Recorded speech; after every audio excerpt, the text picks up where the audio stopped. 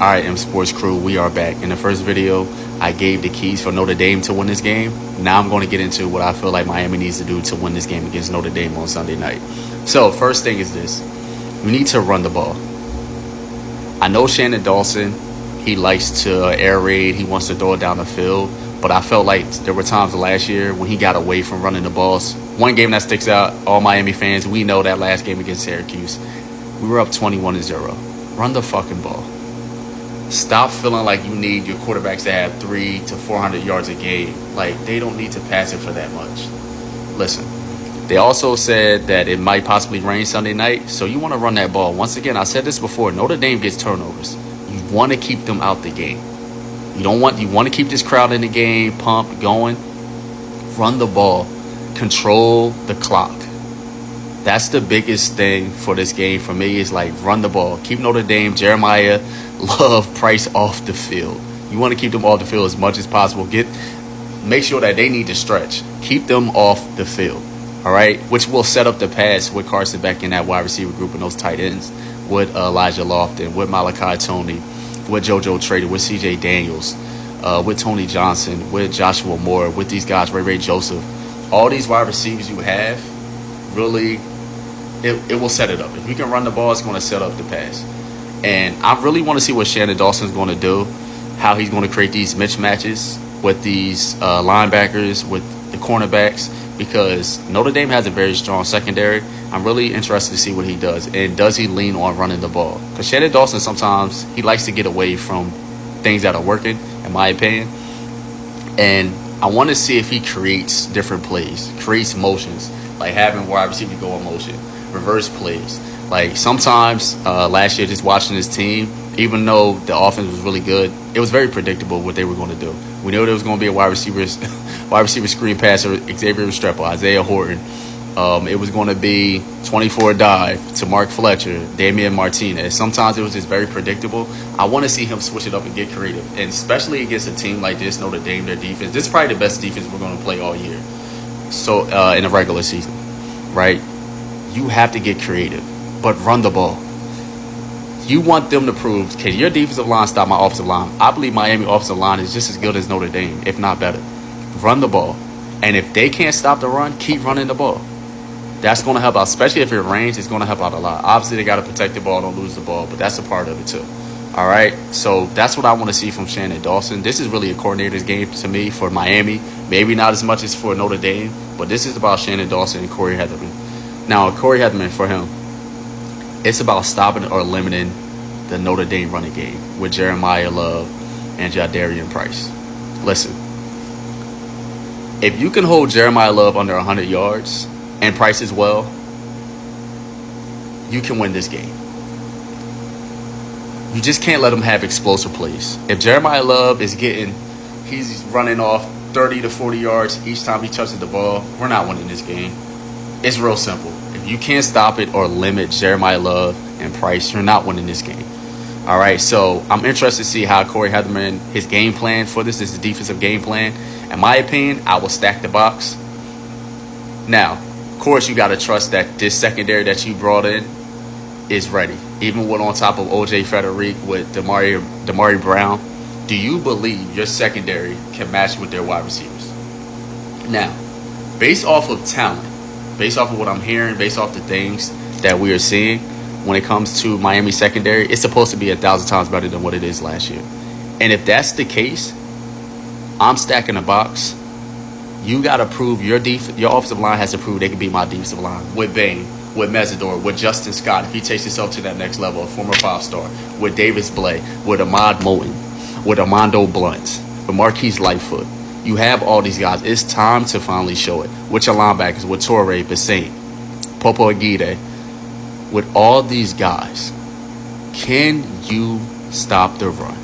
If you can do that and put pressure on C.J. Carr and to force the turnover, because I believe Miami, we are going to have to get a turnover too as well. It's going to help to win this game. If you can pressure C.J. Carr, just make him uncomfortable. This is his first big game. This is his first game, period, but this is your first game against Miami. It's a away game. Make him uncomfortable. Force him to have these turnovers. Force them to feel like, you know what, we got to throw the ball. We can't run. Or we're limited. Hell, maybe even Kenny Minchie comes in. Make Marcus Freeman question what what he did by starting CJ Carr instead of Kenny Minchie. That's going to be important. And don't give up big plays to Jeremiah Love, to their wide receivers, to Greathouse, right? We know he can get down the field. Don't give up big plays. I'm really interested to see how Corey Heatherman is with this defense and how he plays it. Interested to see. So, also, even thinking about this, I went back and I wanted to see some things that were similar in the college football playoffs with Notre Dame against each team they played. When they played against Indiana, they only allowed teams to rush for 63 yards and pass for 250 yards. But they had a turnover from Watts. That was the difference. Against Georgia, their defense only allowed 62 yards rushing. They only allowed the team to pass for 252 yards. But they had 2 turnovers. That's the difference. Once again, Notre Dame gets turnovers. Then, against Penn State. Now, Penn State was able to rush the ball for 204 yards, but they only passed for 135 yards. But Notre Dame, they rushed for 117 yards, and they passed for 267 yards. And they got a turnover from Gray. The common factor here is turnovers. But in the Ohio State game, obviously the national title game that they got to, the difference between Ohio State and Notre Dame, Ohio State was able to rush for 214 yards and pass for 231 yards. Notre Dame rushed for 53 yards. So they shut down Jeremiah Love and Price. And they had to pass the ball for 255 yards. Their bread and butter is running the ball. They were not able to do that. They shut them down. And Ohio State, even though Notre Dame didn't get any turnovers, Ohio State led in rushing and passing. That's what's going to need to happen, in my opinion, for Miami to win this game. Now, do I think Miami is like the Ohio State defense last year? No. But do I think it's very talented and it can live up to what it should be off the hype? Yes.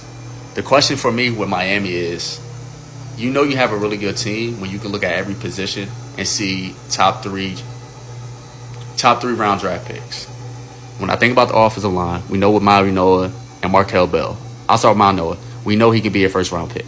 Markel Bell, if he takes himself to the next level, he could be a top 3 round pick. Running back. We don't know with Mark Fletcher. If he has a breakout season, he get 1,000 yards, he could possibly be top 3 round pick. All right? You go to first, second, or third round. Probably not first or second, more of a third or fourth. Now, you think about those wide receivers. That's the question. I don't know if we have any wide receivers that can go in the first 3 rounds. We don't know, right? But you have it in the offensive line. Jordan Lyles, a future guy as well. I think the next year, he's going to have a breakout year. He could possibly go in the first 3 rounds. Carson Beck. If him and Shannon Dawson if Shannon Dawson get him to where he was in 2023, Carson Beck can go in the first round. Defensively, Bain, Metzador. If they live up to what they're supposed to and get back to where they were last year, Metzador puts out another season like he did last year, he could possibly go the first 3 rounds. Bain could definitely go the first round. He already getting buzzed about being the first round. Linebacker room with Torre. If he plays like he plays before he was hurt with University of Rutgers, he can go the first 3 rounds. Secondary, O.J. Frederick was an All-American. I believe in 2 more years, the talent that he has, and I believe he can take himself to the next level, he can be a first-round pick, as well as Xavier Lucas. So you have these guys in the safety, Zachariah Poyser. At each position, they have guys that could possibly go the first 3 rounds of the draft. That's what you need in order to beat Notre Dame. So with all that being said, this was tough. And yes, there is some bias here. I'm going to admit that. But I do have Miami pulling this upset.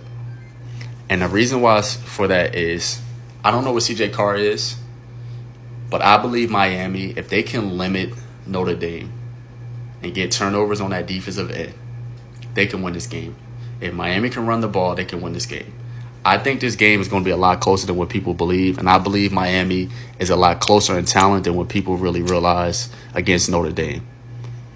Now, I still think Notre Dame can get to the playoffs, but I have Miami with this upset.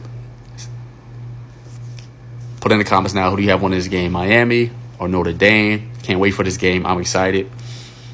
I'm a little nervous because I really believe Notre Dame can really win this game as well, but I have Miami. We're going to pull this upset off. I believe we can do it. It's going to get done. Until next time, M Sports Crew.